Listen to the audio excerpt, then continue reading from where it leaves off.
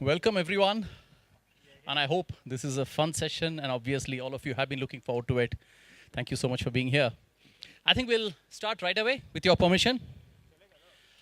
We're going to be talking about Bond films. I mean, not the Bond, we're talking about Ruskin Bond. We've had enough of the other one. Yeah, and we can't have enough of Mr. Ruskin Bond. Okay, just a brief introduction. During the Sepoy Mutiny of 1857, Javed Khan was very detached from the whole mutiny. He couldn't care less about the whole thing because he was fighting a very different war. Just the way that Sarfaraz Khan was fighting against the British, he was fighting for Ruth Labrador, a young British girl whom he was in love with. And then suddenly, by a force of circumstances, the two battles merge, and Javed Khan has a vested interest in the Sepoy Mutiny because victory over Delhi would mean that he would be able to win the hand of Ruth. So, for both the freedom fighters and Javed Khan, it was their respective Junoon. So that's how A Flight of Pigeons, your well-known novella, became Junoon. Now my question, A Flight of Pigeons was a very different Ruskin Bond novel.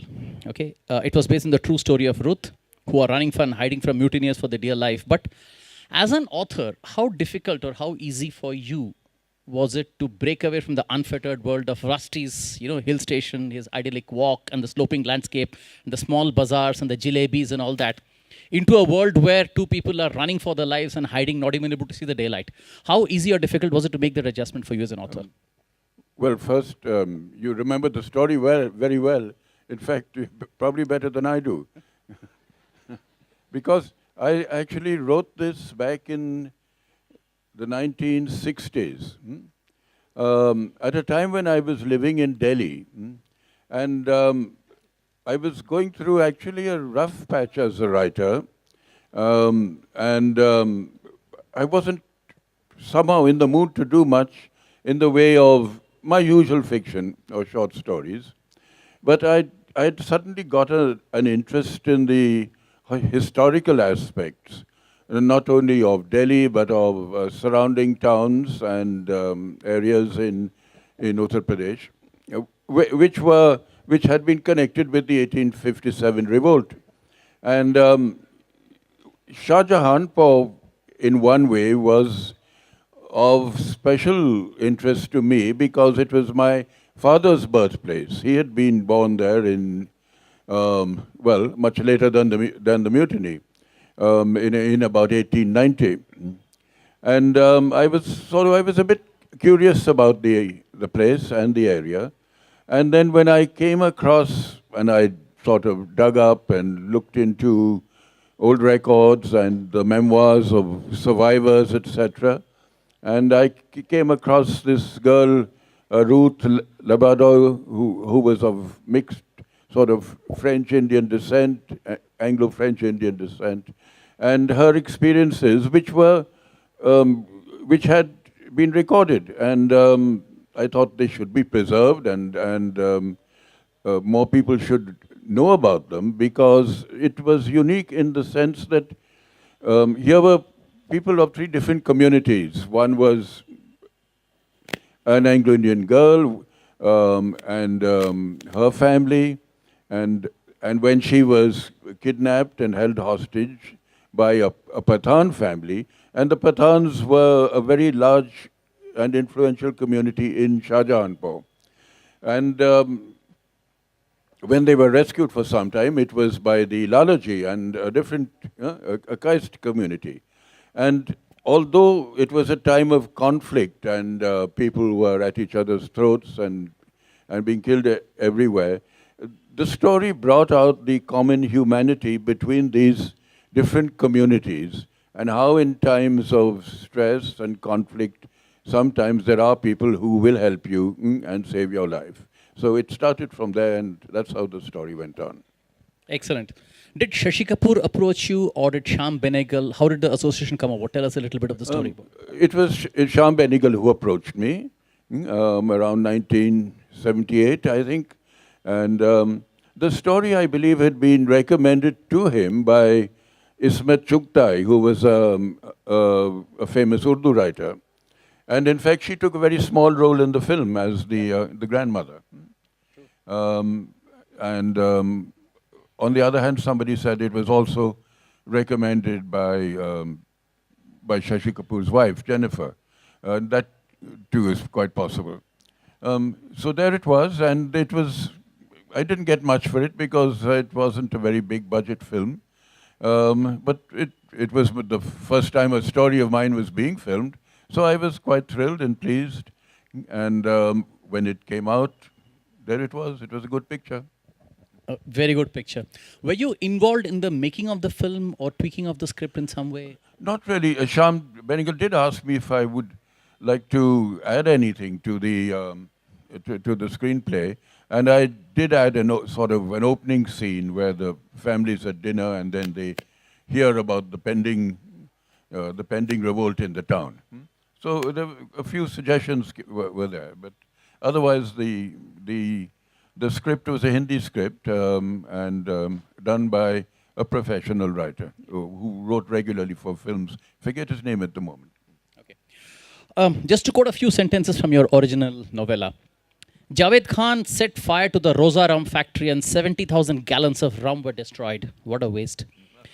Javed Khan tied the treasurer Jhunalal's hand and feet and suspended him by his legs from a tree. Javed Khan stripped his half-brother Saifullah and lashed him with his horsewhip so badly his skin of Saifullah was torn from his back. Javed Khan whipped the servant woman Rupa literally black and blue and her torn clothes were cut to rags. Quite a pleasant gentleman, this Javed Khan. Yes, he was known as the bazaar, the ruffian of the bazaar, Yeah. and nobody expected much mercy or sensitivity from him. But somehow there was perhaps under that rugged and rough exterior a soft spot, which Ruth and her mother in a way brought out, not directly, but maybe through his own household. When they became accepted and became a member of the family almost. Exactly, that's where I was coming from. The layer below this hard surface is what came out, because in the film we observe him to be a much milder character.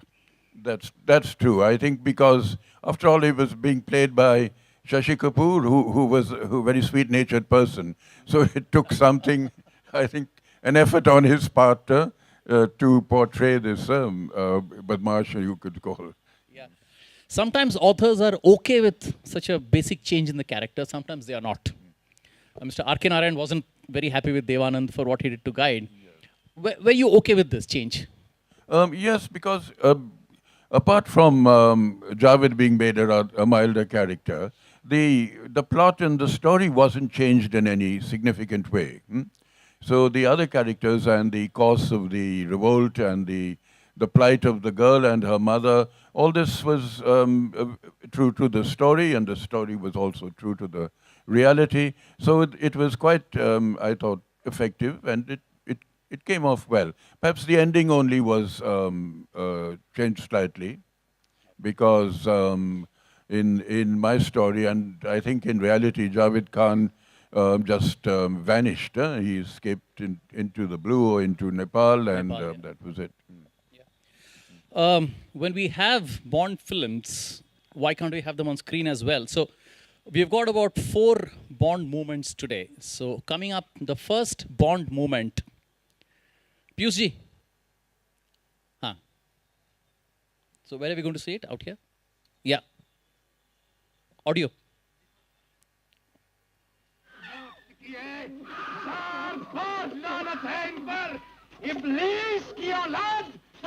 देखना हराम है रुक जाओ मुझे रुक जाओ नहीं तो मैं तुम्हें जान से मार डालूंगा इन्हें बचाने के लिए आप मुझ पर हाथ उठाएंगे मुल्क के लिए नहीं इन्हीं खुदगर्जियों ने तो हमें दगा दिया जावेद भाई हम दिल्ली हार गए हैं दगा दगा हर दगाबाज खुदगर्ज बड़े पड़े हैं इस मुल्क में, एहसानुल्लाह, जीनत महल, सबके सब दगाबाज, और आप एक जुनून की गिरफ्त में आकर अपने आप को दगा दे रहे हैं। अरे ये फिरंगी, इन्होंने तो नादिर शाही जल्लादी को भी मात कर दिया। जुल्म और बेरहमी की इंतहा हो गई जावेद भाई।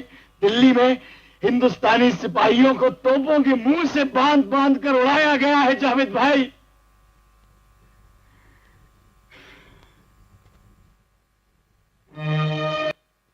Yeah, thank you. A Flight of Pigeons was, I think, published in 1970, as you said. Who published it, and would there be a copy of the original available somewhere as a museum piece? Well, my own typescript, my manuscript. Your manuscript or the first published, I mean, whoever was the publisher at that time, would there be a copy available? No, I don't think so. But my own typescript was in fact auctioned about 5 years back in Mumbai by Rahul Bose, and the proceeds went to an institute for helping poor children get educated. Excellent, excellent. Okay, now my question to the audience. Tell me honestly, to all the grown-ups, how many of you have quarreled with your children?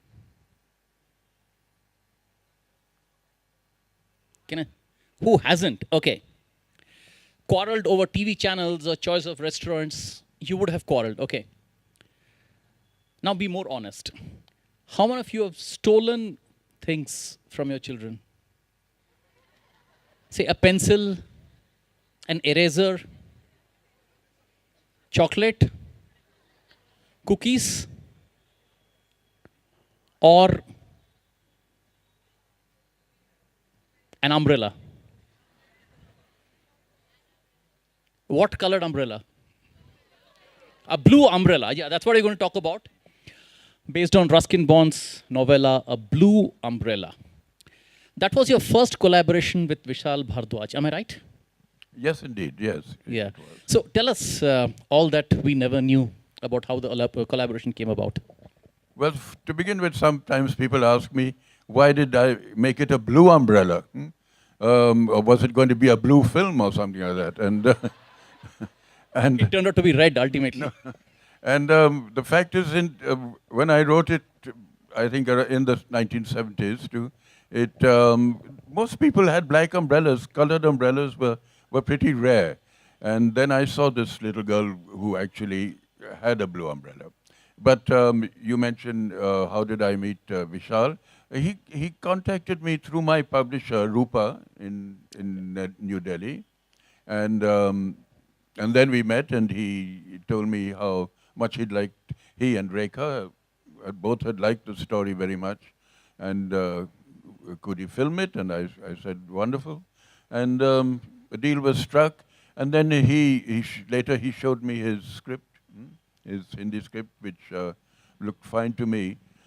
So there were no problems at all, and he filmed it in Himachal, not around Missouri, which was the setting of the story, but around Dalhousie, Chamba, and I think he also used the local dialogue in much of it. Yeah, you're right. Absolutely right.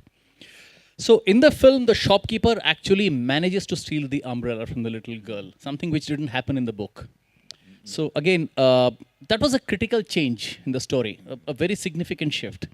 So how did the discussion go about between you and Vishal? It would have been a very collaborative effort. So tell us a little bit how you... No, I left it entirely to him, and there were a few changes, but actually I didn't notice them until I saw the finished film.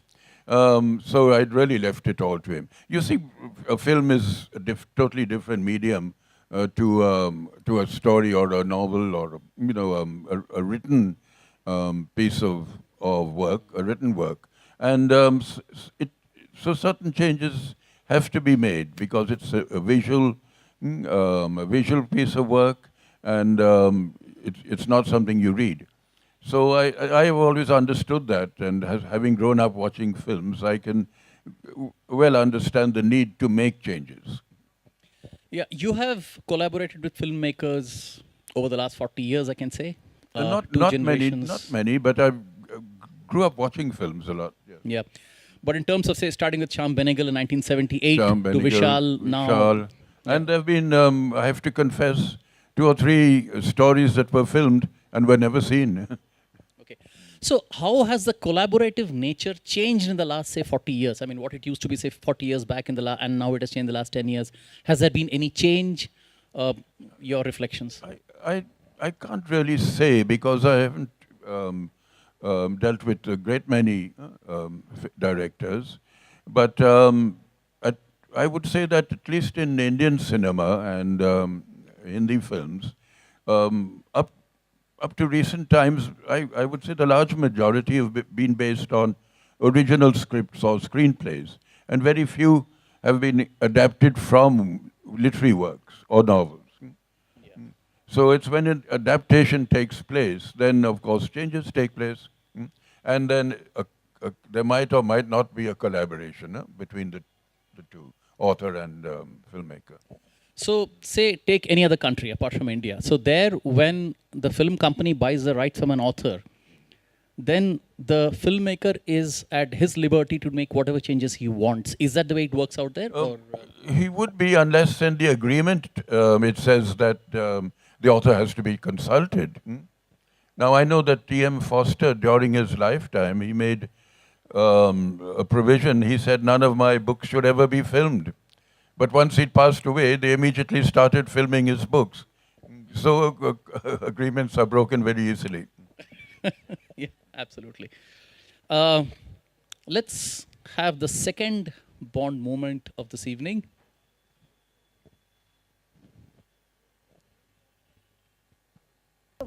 चलो चलो चलो देखो गड़गड़ गड़गड़ हो रही है देखो ना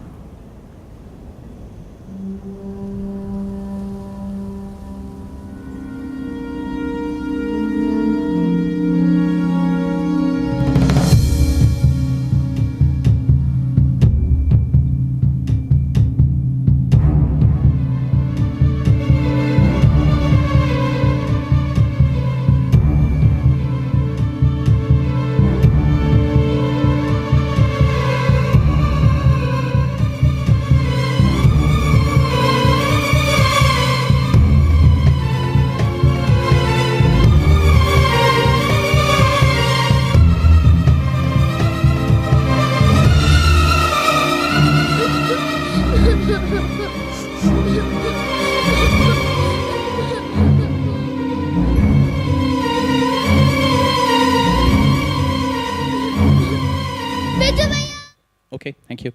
One question. Now, were you present at the shooting of Blue Umbrella or Junoon earlier? No, neither. I was only present at the shooting of Saat Khoon Maaf. Okay, for a very good reason, which I'll come to later, obviously. Okay, would you have wished to have been there at the shooting, or were you okay not being there? No, I was okay with it. I don't like to interfere. Okay. No, I was quite okay. I was quite happy to see the finished product, really. Okay. Okay. Now, one late afternoon, a lady who lives in the same small town, she lands up uninvited at Mr. Bond's place for tea. Now, she doesn't drink tea. Though she's offered tea, she doesn't drink tea. So, who is she and what does she drink? Any idea? I think I heard the right answer. And she came by walk. But how did she leave? Okay, I think you watched the film. Which film are we talking about? It's a short film. It's not a full-length feature film. Yeah, I think I got the answer out there. The Black Cat. Yeah, that's the one we're going to talk about. It's interesting that you should mention it, yes. Yeah.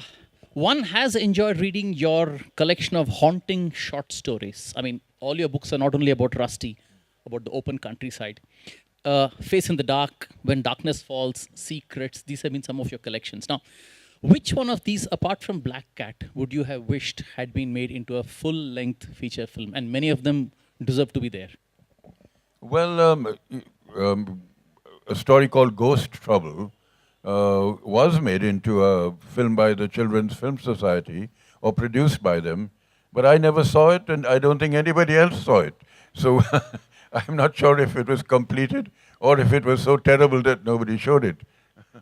But as far as the supernatural goes, I think it's done, perhaps done more effectively in a short film, as you mentioned, like The Black Cat, because it's difficult to spin it out over, I think, 2.5, 3 hours, a ghost story. So I think they're best done as short films. Yeah.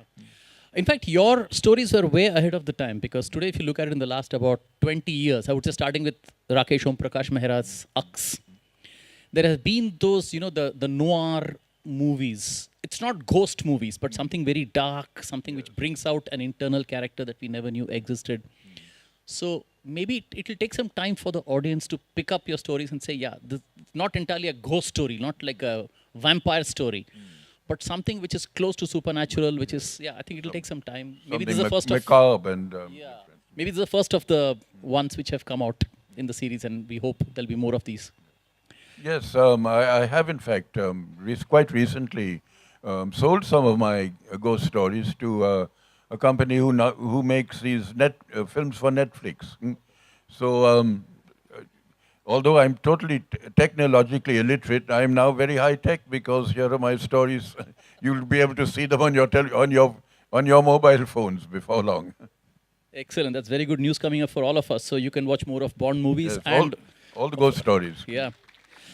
At least one of them we can watch it out here in the third Bond moment of today. A clipping. Please do go and watch this film. I don't know how many of you have watched this, but if you haven't, please do. Bond Spills your glass in your hot water. Thank you. There you are.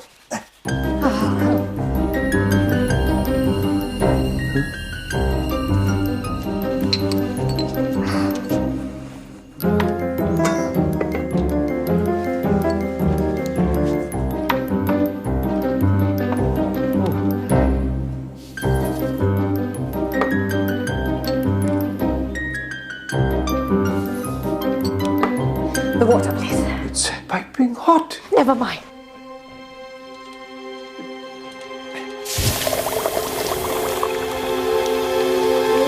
Perfect.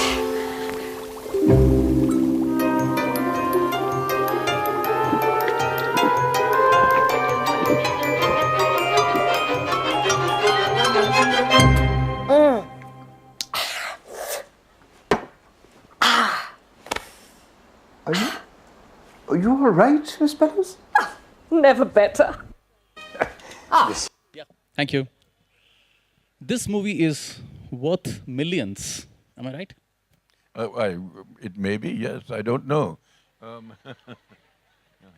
Why wouldn't you know? I mean, didn't they pay you anything? No, I gave this story away to a young director who came to me and said he was very keen on filming it, but it was going to be his first film, and he had a very limited budget. So I said, well, good luck, and I gave him the story. You gave it absolutely Yes, free? yes, I got nothing for it, nothing. No. Oh, that's a very nice gesture to help a new filmmaker. Well, Okay, let's talk a little bit about this story. Maybe I'll... and sorry, you're it's saying something. also very touching. I think it's Tom Alter's last Yes, appearance absolutely. on screen. Yeah. And he made a great contribution to Hindi cinema and films in general, and to the theatre too. Absolutely. I couldn't agree with you more. In fact, this film was dedicated to Tom Alter in the credits. Now, did this actually happen? Because in the original short story, it was autobiographical. So anything like this or remotely close had ever happened, or was it just all fiction? Oh no, it's a bit of fantasy. You know, when I write stories, usually they're based on real people or relatives or birds and animals. But when I run out of people and I run out of other ideas, I can always fall back on a ghost story. And so somebody asked me, a little girl asked me, "Sir, do you believe in ghosts?" And I said, "No, I don't believe in them, but I keep seeing them." In other words, I dream them or cook them up or imagine them. Okay, now, question to all the men, especially all the married men. I don't see too many of them out here. You can put your hands up if you want. Okay. What if a lady who's very lonely and very wealthy invites you to her place for a drink. Would you accept the invitation? She's single, she's a widow. Have some pity, have some sympathy on people who are all alone like that. And look at her misfortune. She's been widowed 6 times. She's been widowed 6 times. Come on, guys, have some sympathy, have a heart. Now, what if I told you all her 6 husbands had died under mysterious circumstances? That nobody could prove whether it was a suicide or whether it was a murder. And who had murdered her? Yeah. So I think you know which story I'm talking about, right? Anyone guessing? Okay. I got the right answer out here from a lady. Yeah, what was the name you said? Okay, great. Moshmi, what was the name you mentioned of the film or the book? Book, okay. And what is the book called? There. Is she right? Oh, yes. Absolutely. Now, I remember you telling me once that was based on a true story that you had heard of. Yes. Please tell us about it. True, not just heard of, but I'd come across an account of this lady, Anna Maria. She had a long Dutch name. And there's her monument over her tomb, a very grand one. And it exists just outside the old Dutch settlement of Chinsura, you know, up the Hooghly. Chuchura, yeah, right, yeah. She actually existed and was a very wealthy woman and had actually given money to various charities. And the local rumor, or even the legend, I would say, is that she had been married several times. And they were all disappointments, the marriages, because she discovered that these gentlemen were after her money or her land or her wealth. And and she decided she'd get rid of them in various ingenious ways. And that's how the story happened. I changed the locale in the story to just the outskirts of Delhi, but that monument is actually there, and the name of the person is the same as the name in my story. So it's quite intriguing, and we go on from there, sir. Yep. There was another story within the story. Yes. Begum Samru. Okay, baby. Yeah, but that's what I put in. It wasn't Yes, really yes. connected. Maybe it wasn't there in the original story, No, but when no. you wrote the novella for Vishal, When I expanded the story. when you expanded for the story, Vishal, there was another character called Begum Samru. Well, there were references to her because Right. she too had many male admirers, and was notorious for that. And though she didn't actually bump them off, she sort of didn't particularly mind if they expired in some way or the other. She almost wished they did. Okay. Now, in his introduction to the book and the screenplay, Vishal said that you had proposed 3 alternate endings to the film, and then he picked a 4th one. So, can you share a bit of what were those 3 alternate endings? Let me look back. I must also add that he had a co-writer for the screenplay. Yeah. And right, and so changes did take place, and the ending that I visualized was, goodness me, I can't remember. But certainly the end that was in the film was something that was thought up afterwards. It's not in the original story. Right, right.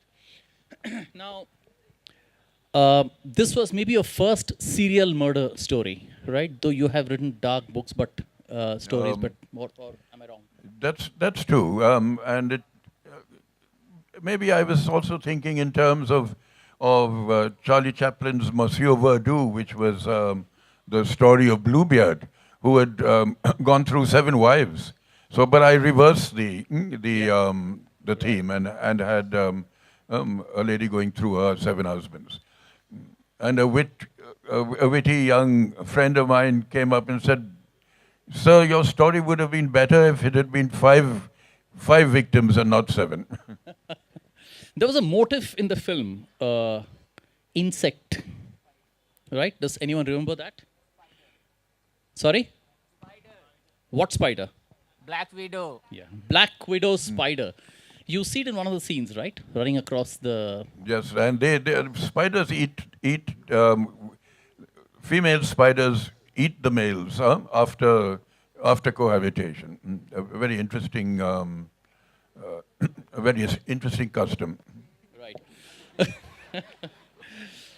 Now, once again, there have been a surfeit of these serial killer films in the last about, say, 20 years, starting with maybe Urmila Matondkar's Kaun. I mean, she played that role, and then you had, Raman Raghav 2.0, and there've been quite a few of this. Maybe that shows... There always have been. The serial killer has always been a great theme for films, going back to Jack the Ripper in England. In fact, I think the very first Hitchcock film was called The Lodger, and it was also based on the Jack the Ripper story. So serial killers have been popular over the years. Yeah. So would you term Susanna in the film as a megalomaniac, or would you say she's a psychotic, some mentally unhinged person? I mean, or was she something in between? How would you describe it? Well, I would have visualized Susanna actually not as a psychotic, but maybe as just a very normal woman who just felt that these men who were preying on her should be disposed. In those days, you see, the original story and the original Susanna all took place a good 150 years back, when it was perhaps easier to get away with a crime like that and not be detected. It wouldn't be so easy today. And the 6 deaths were vastly different and so well imagined, right? Right. There were other alternatives too, but... Right. Did you source these deaths from somewhere in your memory bank, something you'd heard of? Because each death was maybe some of the most unique we have ever heard of in the history of Hindi cinema. That's true, although we did leave out the cobra and the bed, and that wasn't in the film. But we tried to make them as original as possible. Yeah. Which of those are your favorite deaths? Out of those 6, which one would you take a pick and... Which was my favorite death? Oh, I think the one in which, does it come in the film in which the... Kimatlal? No. The shikari on the machan is Neel Nitin Mukesh. is thrown to the tiger. No, it's poisoned first and then thrown to the man-eating tiger, who then dies of poisoning. Oh, okay. So great. I heard that some other actor was initially chosen for the role of Susanna. Then Priyanka Chopra played that role. I can't be sure. I'm not sure. I don't know. Okay. But there's one thing we are sure. Finally, I think we'll see Mr. Bond out here on screen. We have the 4th Bond moment coming up.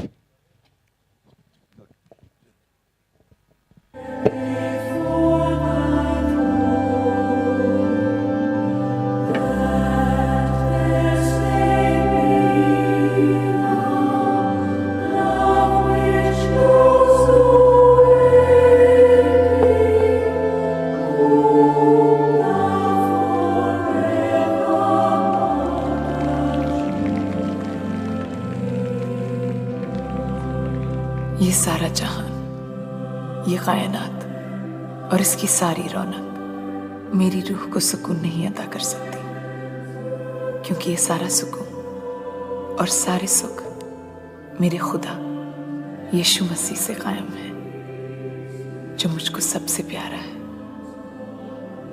जन्नत का शहंशाह। मैं sister एना माँ मरियम को साक्षी मानकर अपने प्रभु यीशु से ये वादा करती हूँ कि अब मैं उसी की बनकर रहूंगी. Was this your first appearance in front of the camera? Not in front of a camera, but in a movie, in a film, certainly. And In front of a movie camera, I mean. no, yes, I'd been in front of television cameras, but it was the first time in front of a movie camera, and I rather enjoyed it. But I don't know if the audiences did, because nobody else offered me a role after that. I must have been pretty bad. But I felt quite comfortable in the robes of a bishop, and a jolly fat bishop too. Did it take a couple of rehearsals? Was it done in one take or? Not many rehearsals, no, it didn't take much. I think I looked the part. Yeah. So I guess it was done in one take, and Vishal said, "Great, we've canned the Yes. shot." But no, not in the earlier bit where I had to give some paternal advice to Susanna. That took a few takes. Oh, okay, great. Now, what we'll do is we'll have about 5 or 7 minutes for the audience question and answer, which maybe I'll request Malavika to come on stage.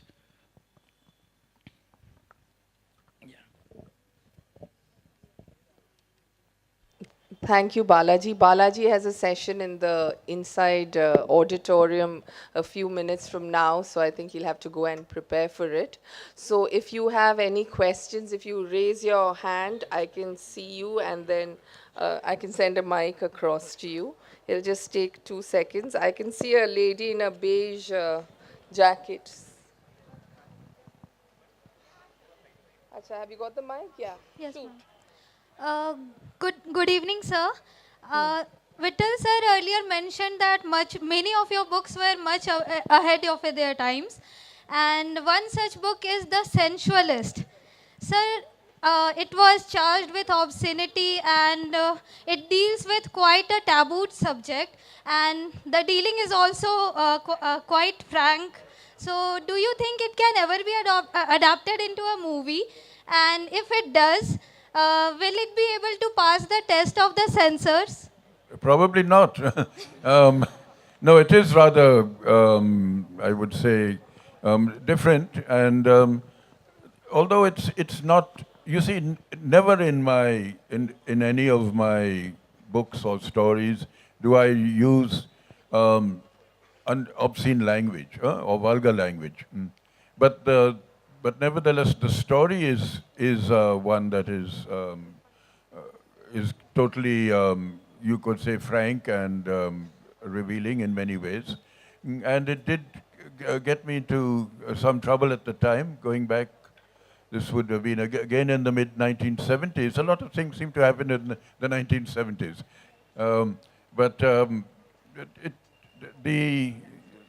In fact, there was a case brought against me for writing that story, and but it took 2 hours to be settled in the courts in Mumbai, and finally the judge who had to pass sentence gave me an honorable acquittal, and he said he'd enjoyed the story, so maybe it wasn't so bad after all.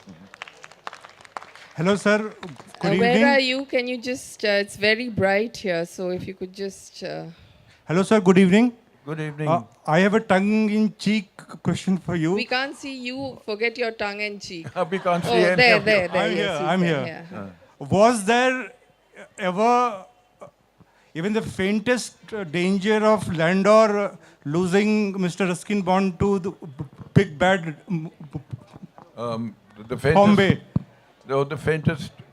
Well, Was there ever the faintest danger of Landor losing Mr. Ruskin Bond to big bad Mumbai? well, yeah, there was at one time, because not big bad Bombay, but I was editing a magazine called Imprint back in the 1970s again, and my editor and the owner of the magazine wanted me to come and work and live in Bombay. Up to that time, I'd been doing it from Missouri, not from Landor, but from Missouri proper. And it was really a question of getting people to write for the magazine. So, but I didn't want to leave the hills or my home in the hills or my family up there. So I had to resign the job. I've taken many jobs in my life, but as soon as I get fed up or want to go back to full-time writing, I think I've given up more jobs than most people, at least 6 or 7. Hello. Can I just take a question from this young girl and then I'll come to you? Is that all right? Thank you. Oh, it's okay. Hello, good evening, sir. I wanted to ask that when did you first realize that you wanted to be a writer? Well, before I finished school. Yeah, while I was at school, I I got into trouble writing a story about my class master, and after I finished school and came home, I wrote the story again and got it published. So it was from a very young age I wanted to be a writer, but it wasn't fashionable then. Nowadays I keep meeting young people, boys and girls, who want to write, which is wonderful, and they want to write books or stories or poems, and they do, and I've always encouraged them to do so.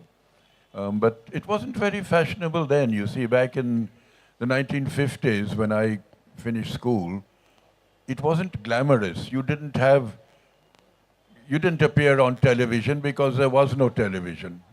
You didn't have literary fests where writers could come and meet their readers.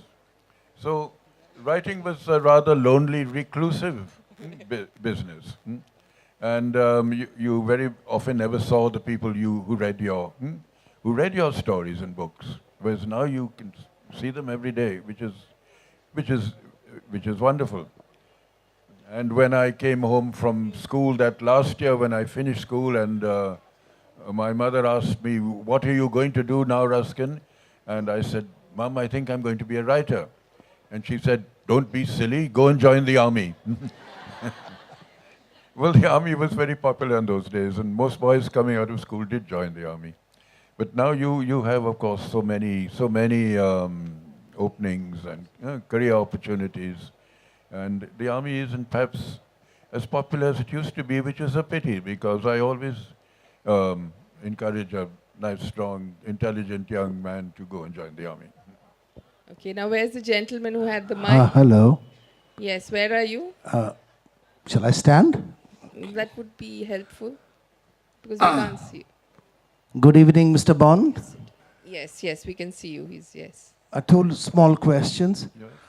Are Binya and Kailash real characters? Yes, except sometimes I change names. And but the Binya of the Blue Umbrella, right? Yes. She was based on a little girl who used to live in the village just opposite my original house in Missouri, Maplewood Lodge. So I would often see her coming and going, and that's when I saw her with this blue umbrella. So children and people do set off stories and inspire me in many ways. And your Binya keeps coming in many short stories. Yes, and it's an older Binya in another story too. And do bears... one question, please. Only it can't one? be a conversation. Okay, thank you. I'm so sorry. This young boy here who's been waiting with the mic.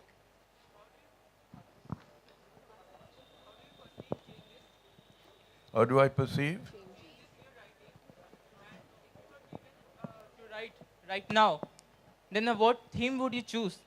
Oh, right now. No, he yes. said, how do you perceive changes in your writing? And if you had to write right now, what topic would you choose?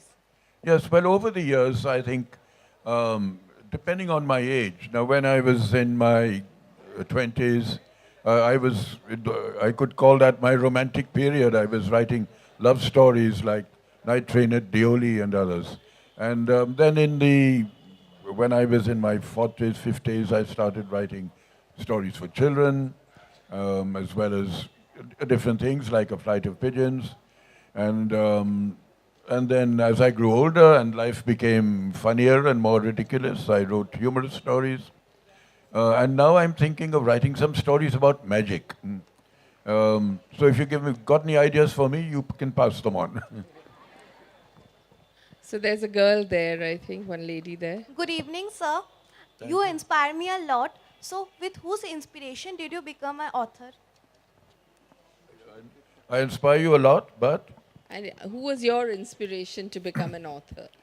well, nobody actually. I just got my inspiration from books in that I wanted to emulate my favorite authors. Not write exactly like them, but be an author. So who were your favorite authors? Favorite authors at school. I grew up on Dickens. Now I find Dickens a little hard to get through, but it's amazing. At that age, I was reading all of them. David Copperfield, Great Expectations, Oliver Twist, everything. And then I went on to writers like John Buchan and of course Somerset Maugham, and these were all the big writers of you could say the 1940s and 50s. Huh? And then ghost stories too, the ghost stories of M.R. James and others, then crime fiction, Agatha Christie and others. So I could make a very long list of writers who influenced me. Okay, who has the mic? We'll just 1 minute. Where are you? Here, straight ahead. Okay. Sir, my question to you is, you have been writing for several decades now. Did you ever face a writer's block? And if you did, what did you do to get over it? That question has to come up at every meeting I go to. Everybody is concerned about writer's block. And I have to say, I've very rarely had writer's block because before I start writing a story, I have written it in my head. It's done visually. I see it happening. So then it's only a question of putting it down in words and sentences and making it interesting and having dialogue and characters. So write the story in your head first, then you won't get writer's block.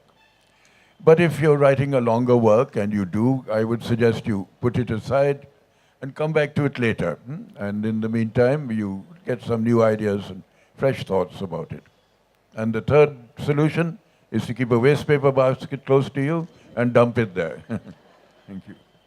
Okay, there are a couple of questions here, but ma'am, I I'll have a take this question. one first. Where are you? I'm here. Here I know, but where Wait, is here? On your left. Right. I'm very Okay, wide. yes. You're all looking very ghostly out there in the dark for me. Good evening, sir. My name is Nandini. So my question to you is that your experience in writing has been like more than half a decade, even more than that, right? So half a century. Sorry. Half a century. Yeah. So like, what has kept you going on? Like writing, like reading is a passion. Reading is a very common passion. People even try to write. Okay, like every book reader here once must have you're tried. asking I'll write. what is his, what yeah, keeps him what has going? kept him going all through What keeps the me year? going? Yeah, what keeps Yes. you going? Well, that's an interesting question because you have to be committed, I think, to writing. It has to be your vocation for life. And when I set out to become a writer, I couldn't think of anything else that I would be doing. Though in between, I had to take different kinds of jobs just to get the money coming in. But once I made a settled income from writing, and my book started making money for me, I didn't really seriously think of doing anything else. But what kept me going was by just love of literature, in a way, a love of writing, of putting people down on paper, creating characters, and making beautiful sentences in a way. In a way, even when I'm writing prose, I think of it as poetry. So it's just a love of literature, really, and it's made me happy, and I can look back not just half a decade, but many decades, and say I have no regrets as a writer. Okay, there's this young girl here. Good evening, sir. Sir, you have written more than 600 or more than those books. So from those books, which one of them is your favorite book? Now, what a difficult, out of 500 or 600 stories, which one is my favorite? Each and every one is my favorite when I'm writing it and enjoying it. Perhaps we can take one question hello? from here. Over here. And can I just take this question from this young boy, and then I'll come to you. Excuse me, sir. I see a ghostly figure prowling around. Yeah, he's got a mic. Hello, sir. How the things inspire you to write the books, or how you get the idea to write a book, or I get ideas from someone like you. You know, I meet somebody interesting. He could set off a story, or I could hear about something, or see an incident, or somebody will come and tell me his or her story, and I might think, oh, I'll write that story. So it's usually people who give you stories. Thank you, sir. We'll take that last question. Ma'am, over here, ma'am. Yeah, I can behind see the light, right in front of you. Okay, okay. Good evening, sir. Good evening. It's a privilege to get to speak to you. I wanted to ask you that I love how you write about small things like nature and everything like that.